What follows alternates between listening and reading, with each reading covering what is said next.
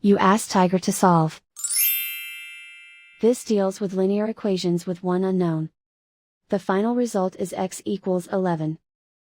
Let's solve it step by step. Group all x terms on the left side of the equation. Subtract 3x from both sides. Group like terms.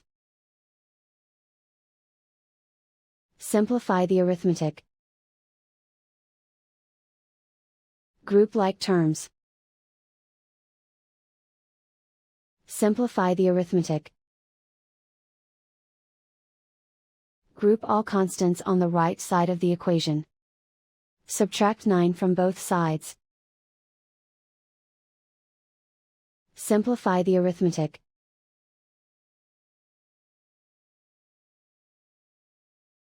Convert the x into a positive number. Multiply both sides by -1. Remove the ones.